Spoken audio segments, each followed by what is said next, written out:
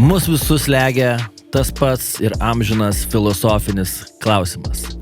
Kas aš ir iš kur atėjau? Tai kur tu eini, žmogau, jei net nežinai, iš kur atėjai?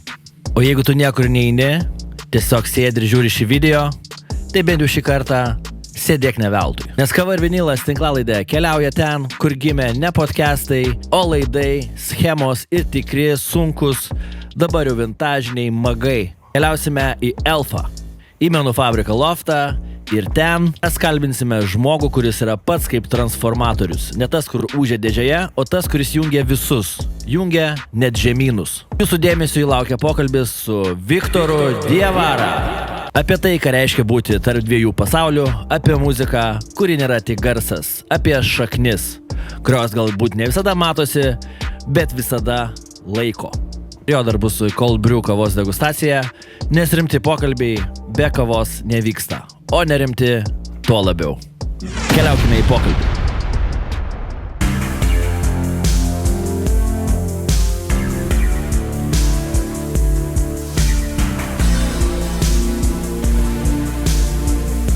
Gurmanams ir melomanams Kava ir Vinilas.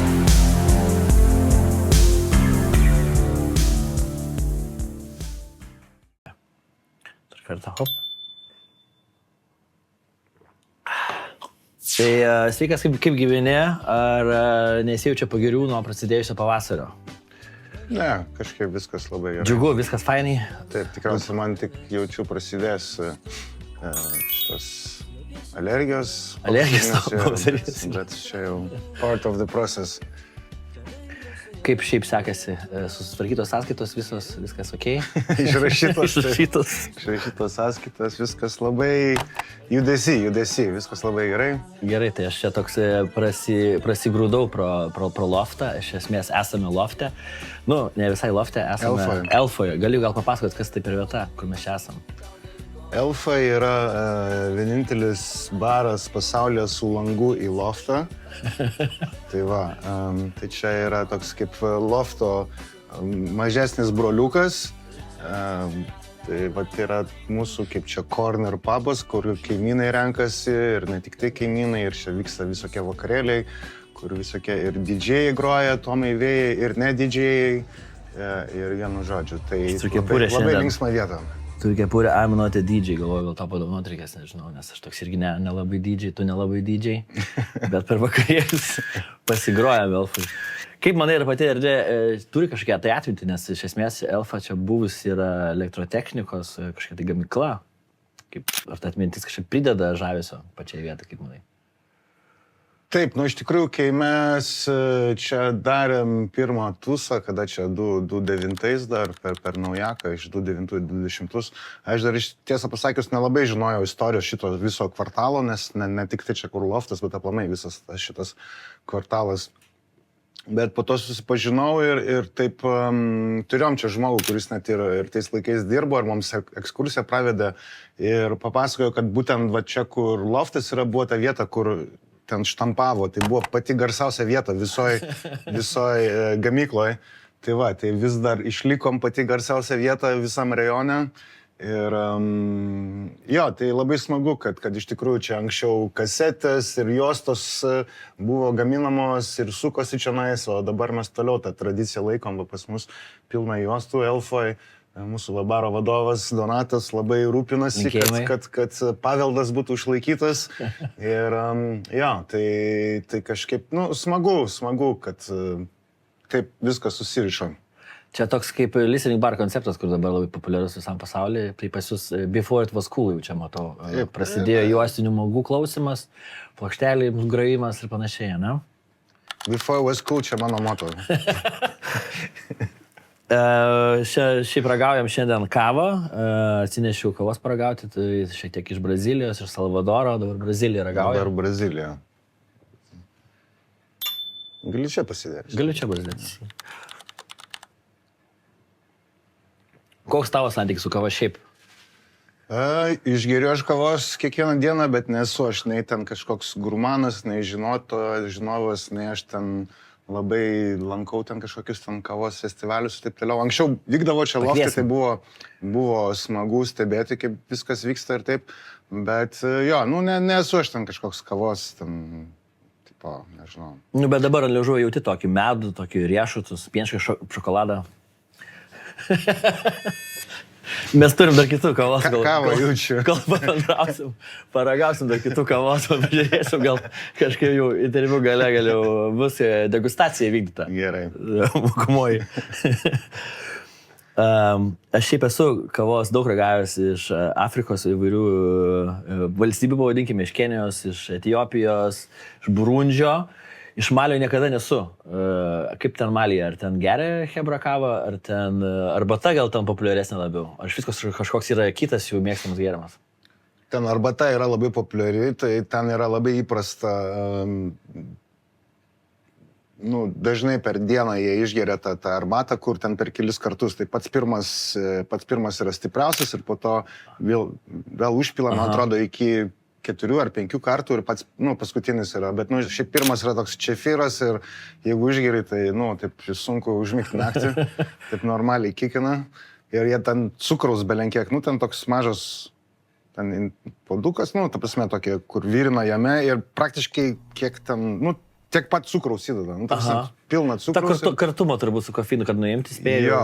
Jo, ir tai labai saldu ir labai, taip, nu, labai... Energizuoja, jo. Bet šiaip kava geria, bet kava, nu, aš iš vaikystės, tai aš prisimenu tos, kaip ten, nu, Nescafe ten tos užpilomis. Taip. Tirpia kava. Taip. Tai tokia kava ten geria? Tai ten jo, ten papusryčiauti, tau kiaušinius ten iškepa, žinai, su kava, arba taip, jeigu ryte. Ir, nu, jeigu, kaip čia sakyti, jeigu esi vietinis, jeigu ne vietinis, tai nelabai paketina tokiose vietose valgyti. Ok, kodėl? Nors ne, ką žinau. Šiandien iškeptas, viskas gerai. Suprantu, kur tos tavo muzikinės šaknis prasidėjo, nes tu, kaip suprantu, vaikystę praleidai Malyje, ne, tada paauglystė daug maž Vokietijoje. Mano tokie anksčiausi prisiminimai yra gal ten Elvis Presley, nes buvo tam visokie filmai su motina, žiūrėdavau ir aplamai aš prisimenu, tam vienas iš ten tokių pirmų prisiminimų buvo toks traukiniukas, kur galėjai ten tokią elę kaip vinilą uždėti, nu ten tokia vaikiška ir ten buvo tokia, ten 1 o'clock, 2 o'clock, 3 o'clock, rock, va šitą dainą. Traukinas važiuoja ir muzika groja. Jo, rock around the clock, jo, tai va. Ir tai va, tai man kažkaip, mano motinai labai patiko Elvis Presley ir kažkaip rock'n'rollas. Nesupratau aš tai, nes aš buvau labai mažas, bet, nu, tiesiog tas vaibas man patiko. Aišku, aš Afrikoje augau, tai labai visur skambėjo tie afrikietiški ritmai, afrikietiška muzika, tai tas savaime pas mane yra ir aš kai išgirstu, man labai patinka, pavyzdžiui, jau kažkur turiu ilgą kelionę, man dažnai tai būna ir tenka vairuoti, ar taip, tai labai patinka tiesiog afrikietišką muziką klausyti. Nu, ypač vakarų Afrikos iš to regiono, kur aš esu, bet, nu, ne tik tais. Ir visokioj formoje, ir tokia tradicinė forma, bet ir tokia labiau būna, nu, visokių ten su dabu ir modernesnių ten su ten hausu ir taip toliau sumaišyto.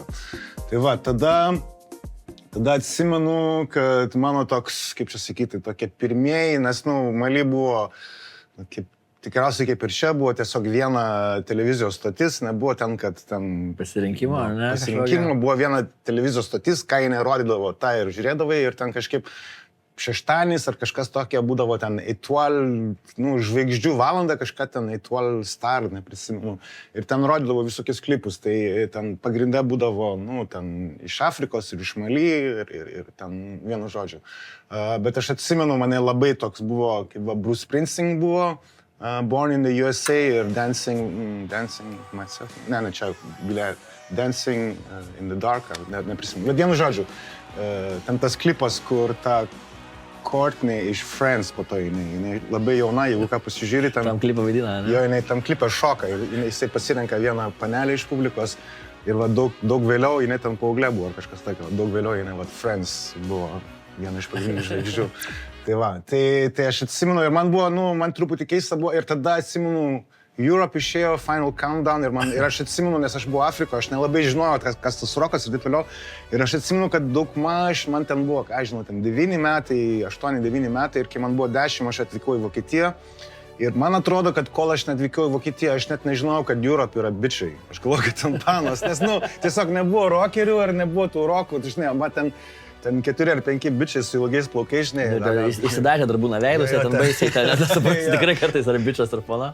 Tai gal taip ilgai ir gal ir buvo ten anksčiau supratęs, bet, žinau, kad tiesiog buvo dar toks laikotarpis, kad net nesupratau, kad ten bičiai yra. Nes tiesiog, Maly nebuvo tos kultūros. Pas mane mokykloje žmonės arba ten prancūzišką kažkokią muziką klausosi, o pas mane gatvėje mano draugai ir ten, vietinę muziką klausosi. Tai va, ir tai mane labai įtakojo.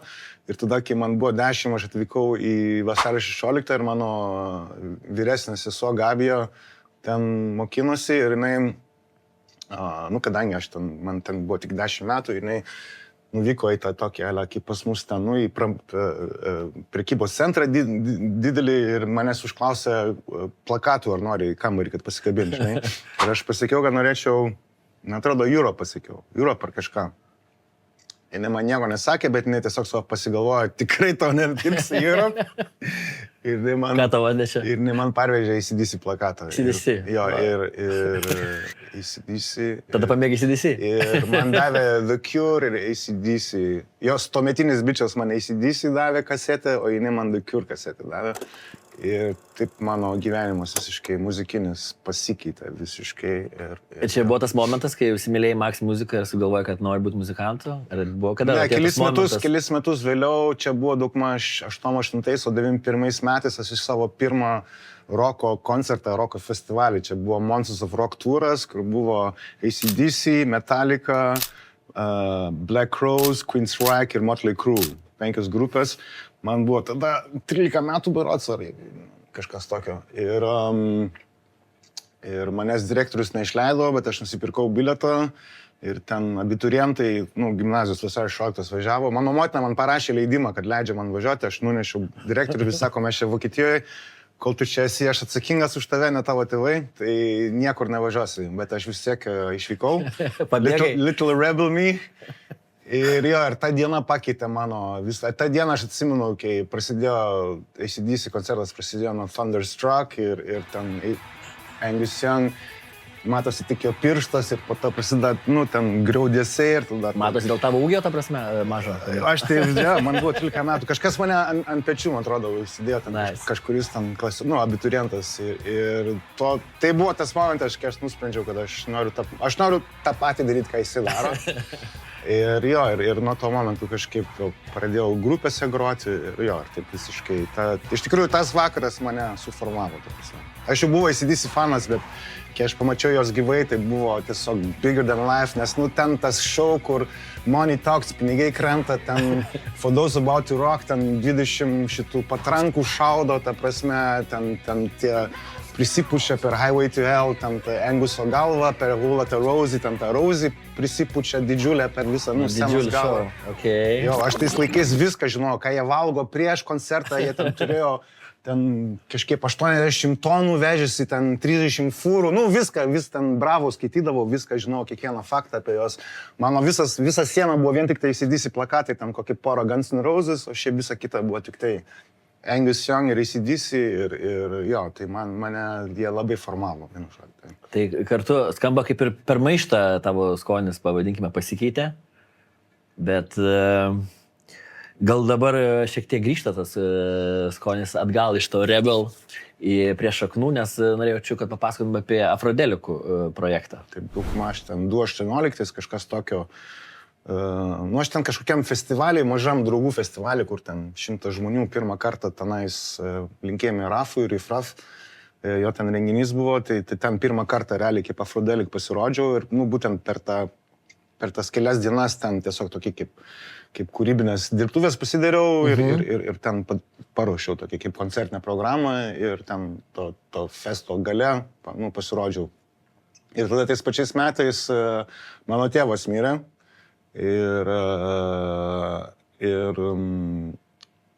O ten praktiškai viskas, kas Afrodelik buvo mano tėvo poezijos paimtos arba dainos, kuris būtent parašė man, kad tu padaryk iš to dainą, nes mano tėvas labai žinomas rašytojas, poetas buvo iš Malio. Tai va, kai jis mirė, tiesiog nuvykom į Malį su motina, ten ir taip toliau. Ir tada nusprendžiau, kad noriu albumą normaliai užbaigti ir išleisti kaip tokį tribute, kaip pagerbimą tėvo. Tai taip ir išėjo 2002 metais, man atrodo, išėjo pirmas Afrodelik albumas, Du sunku hakily, kas reiškia širdies prisiminimai, o čia iš tikrųjų buvo tokia kaip poezijos rinkinys, kur mano tėvas išleido dar prieš tai, kai aš buvau gimęs.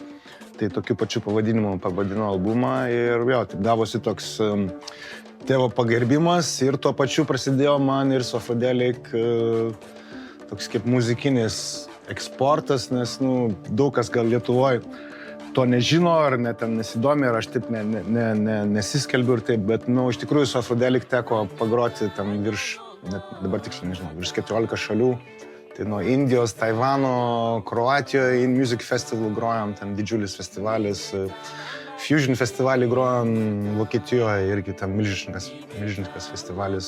Glastonbury grojom pernais metais. Tas yra iš viso mano highlightas, man atrodo, tikriausiai pereitų metų, kad teko iš viso. Aš net negalvoju, kad aš kažkada pamatysiu tą festivalį, to labiau, kad ten grosiu. Tai net nebuvo mano kažkokia ten to-do list, prasme, nes tiesiog, kai ten bilietai pasileidžia, jie ten per valandą, per pusvalandį nebelieka tų bilietų, tai aš nesu tas, kuris ten, žinai, stokina ten bilietų gyvenime, to nesudaręs. Tai net negalvoju, kad aš kažkada tą festivalį pamatysiu iš vidaus, o pernai turėjom net 4 ar 5 pasirodymus, 4 skirtingose scenose ir buvo tiesiog experience of a lifetime. Tai jo, tai su šito projektu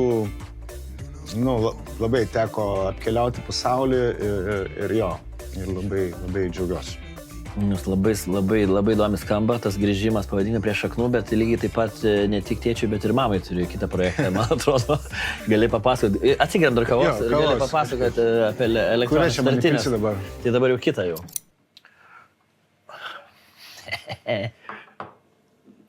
Įdomesnė iš Olandijos. Iš Olandijos? Iš Olandijos. Bandom Olandiją. Ruandos, žinai? Iš Ruandos? Vieta, jo. Olandija įskrudinta.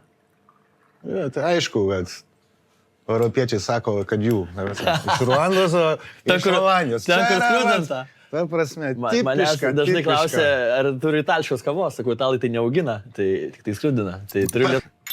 Tai afrikietiško olandiško iš karto. Kolonizatoriai šitie visi. Įdomesnė, ne, už tą? Bet tokios labai vandeningos, ne? Jo, čia tokios, jos šaltuoju būdu pagamintos, tai... How to do ultimate cold brew.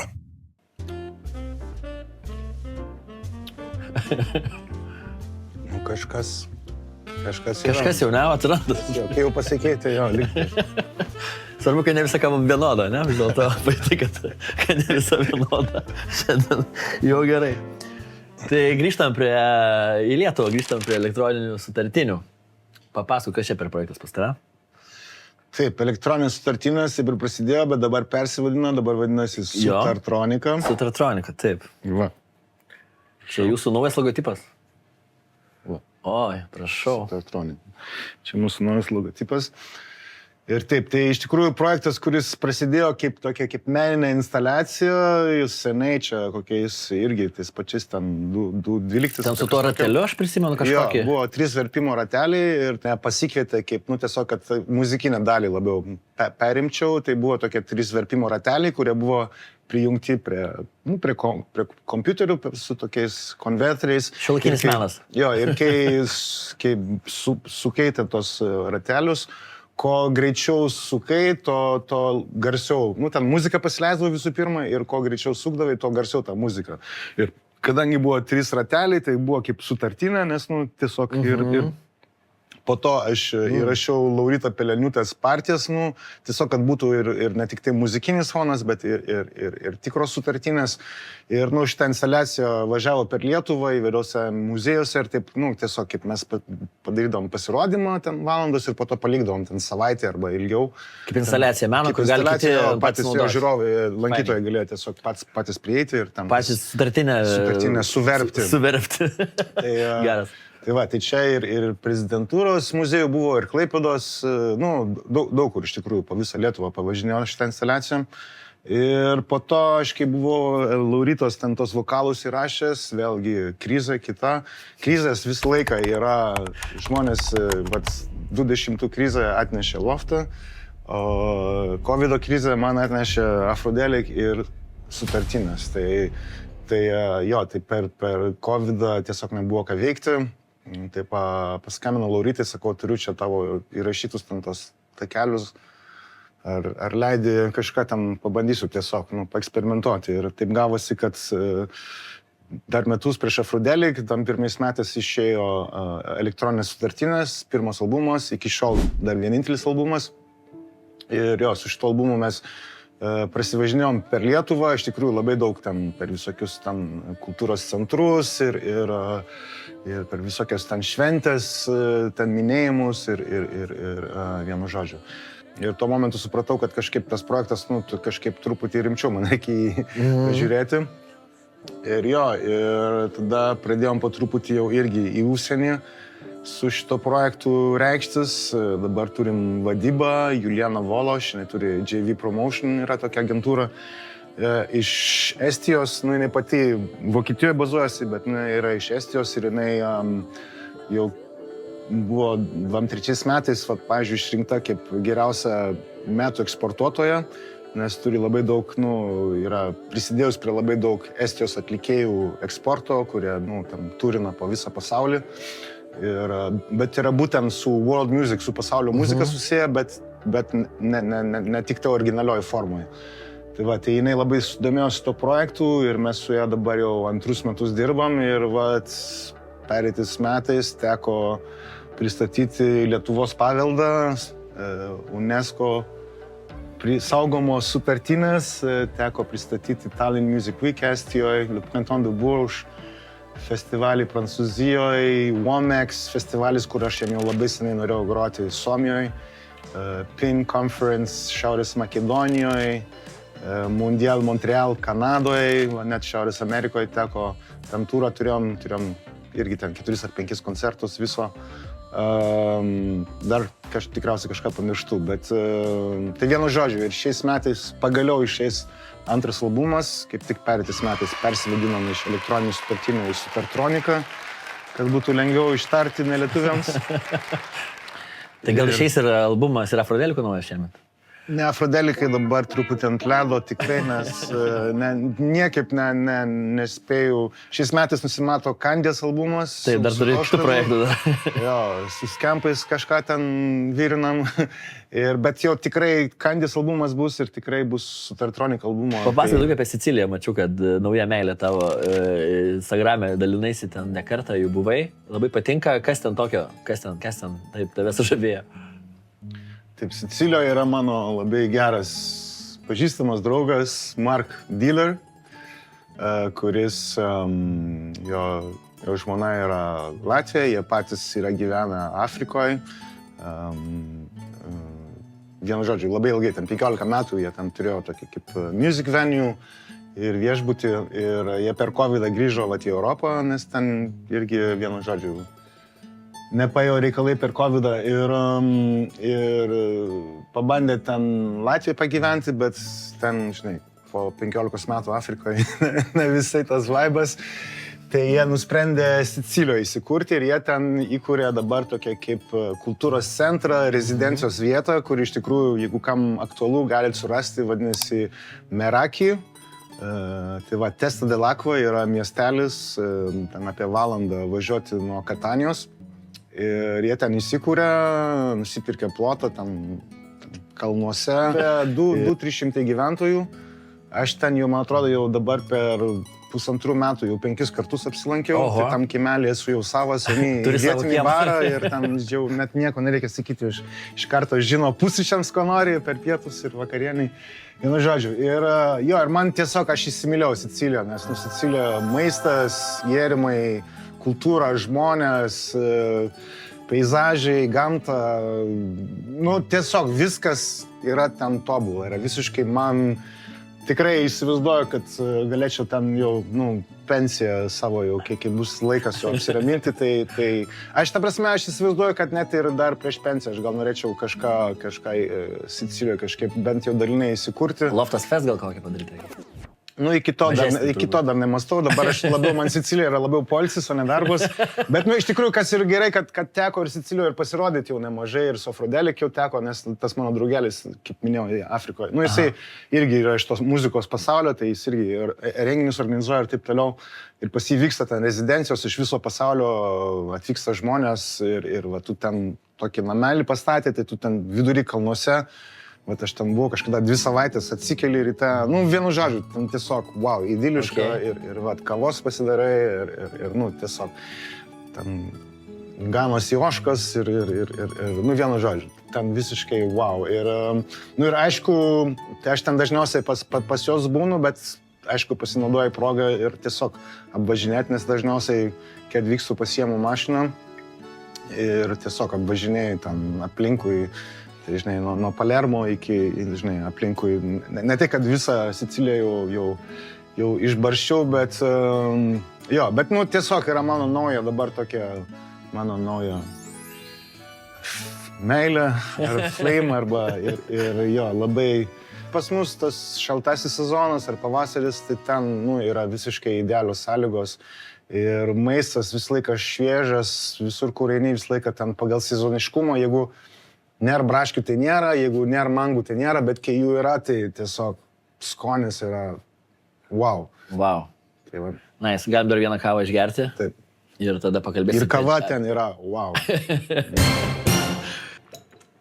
Kokiu dar kolonizatorių dabar bandysim? Salvadoras. Gerai. Čia jau vietiniai, va? Čia jau vietiniai, taip.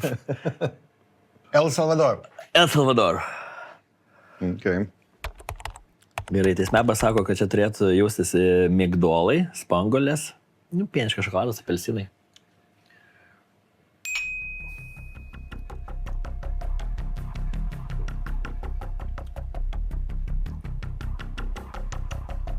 O, šitas...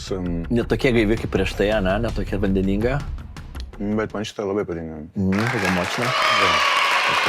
Gerai, kitą turi. Pakeliavom per pasaulį geografiškai, dabar galim pakeliauti laiku.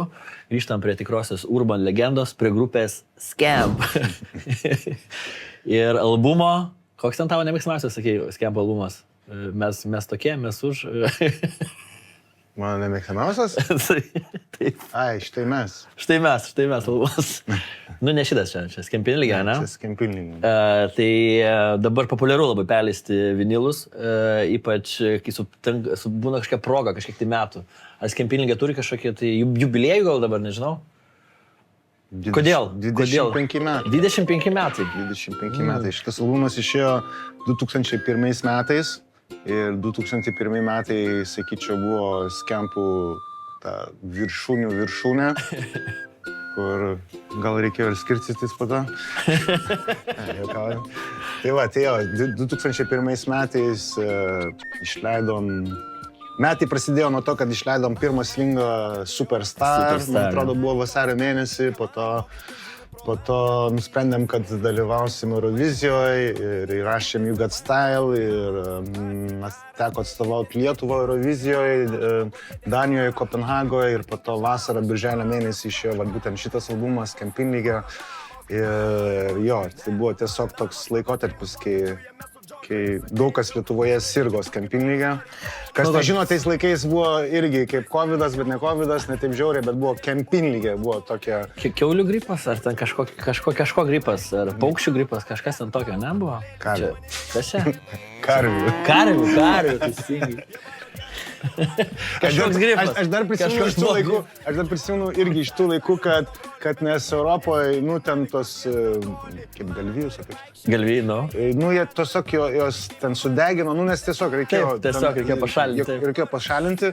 Ir aš atsimenu, kad man tėvas kažkada, kai po to ten atostogavau, pasakojo, kad maliečiai žiūrėjo į tos vaizdus, kaip ten degina, ir sako, jūs ką? Čia, vežkit čia, tu prasme. Kaip tik buvo labai proga pamatyti kovo 11 transliaciją, žiūrėjau, jūs pasirodėt su You Got Style. Nežinau, ar tie patys kostiumai, bet labai priminė, ar tos pačius iššokot, ar jau reikėjo naujus jūt, nežinau. Bet koncertavot kovo 11, ne? Su You Got Style, su Kostiumai dėja ne tie patys. Ačiū Mildai Medlovaitai, kuri pasirūpino, kad atrodytum ganėtinai panašiai, kaip ir prieš 25 metus. Tai va, buvo labai smagu pasirodyti gyvai su Vilnius Jazz ansamblio, ten Jevaras ir Hebra tikrai visiškai tokia pompa užvarė, tokia disco grūva ir šiaip atmosfera buvo nereali. Tu tik grįžęs esi, atrodo, po tokios šiek tiek pertraukos į muziką, pilna koja, tiek daug projektų turi, ir Kandis, ir Sutaratinės, Afrodelik. Taip, tai buvo, bet taip, kai aš pasakoju apie po mano tėvo mirties, jau prieš tai aš tokį turėjau norą, nes tiesiog yra, kaip čia pasakyti, aš atsimenu, kai buvo jau ta krizė 2008 ir mes išleidom kažką prieš pat krizę, realiai paskutinis Camp albumas, kuris toks, pilnas, normalus Camp albumas iki 2008 metais išėjo, kiek laiko praėjo. Tai sugrįžai kažkaip, jo. Jo, tai aš atsimenu, nes aš tais laikais aš labai daug produsuodavau, ne tik tais Campus, aš, ten ir nuo Jurgo Šeduikytės iki, nežinau, labai daug visokių ir remixų, ir albumų prisidėjau, ir vienu žodžiu. Ir aš šiaip ir labai daug ir reklamų darydavau visokius ten, kur ten per teliką ir per kino teatrą, kur žmonės net nežinojo, kad aš tai darau. Ir tiesiog aš buvau pasiekęs tokią, kaip čia sakyti, stadiją, kai manęs nebeveždavo. Aš atvirydavau į studiją, padaryti bitą ir aš jau žinau tiksliai, kokį bitą aš darysiu, į kurią pusę eisiu ir taip toliau. Ir tiesiog manęs nebevežė.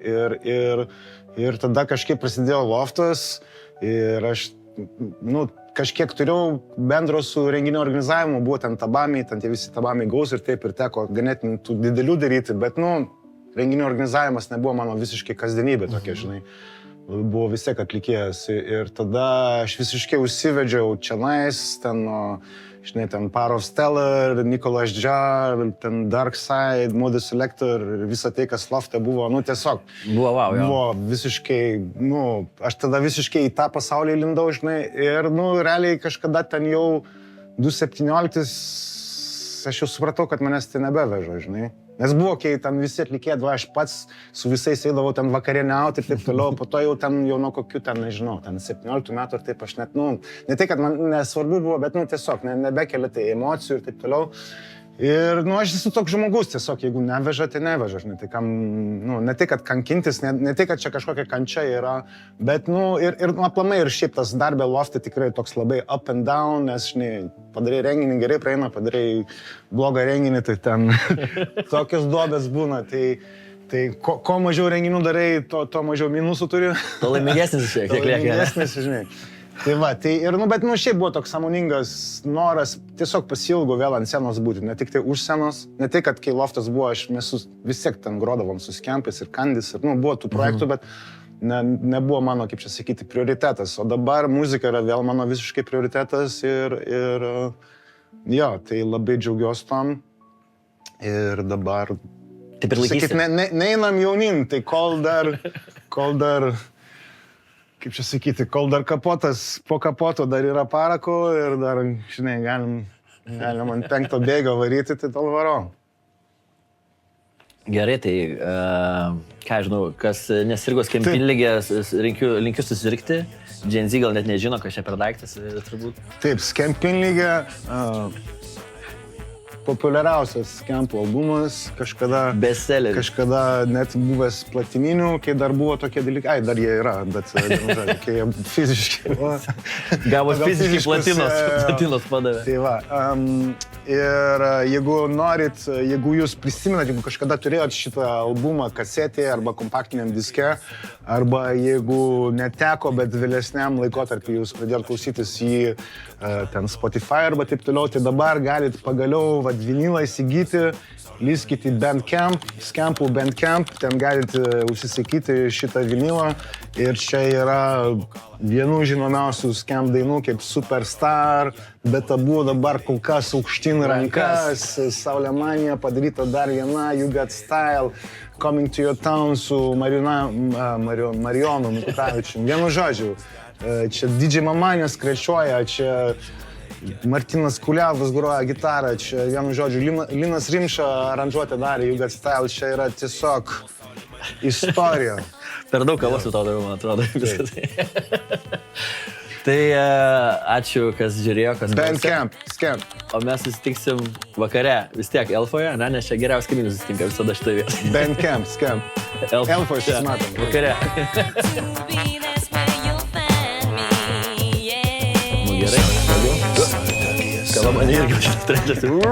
Tokį jau telefonas, spaudžiau tas sulus rankai.